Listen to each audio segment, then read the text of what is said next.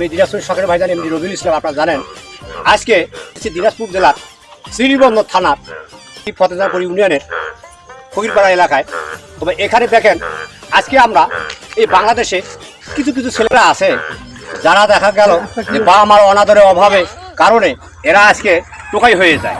তবে এই টোকাইটা কি করে, কিভাবে এই যে এদেরকে সর্বশান্ত করে সেই ভিডিওটা আজকে আপনাদের সামনে। আমার কথা শোনো, জীবনে তো সব কিছু করছেন। হ্যাঁ, ওই যে বিদেশ থেকে এক লোক আসেছে, বুঝছেন, টাকা পয়সা গা যাবতীয় আছে ধন দৌলত সবগুলা চিন্তাই করি নেওয়া। আর কটার সময় আসবে সেটা আমি বলি দেবো। এই যাতে যেন ধরা পড়েন না। হ্যাঁ, এই খেলার ঘর ধরা পড়বেন না। না না, আর ধরা পড়লে আমার নামের কথা জীবনে কইবেন না।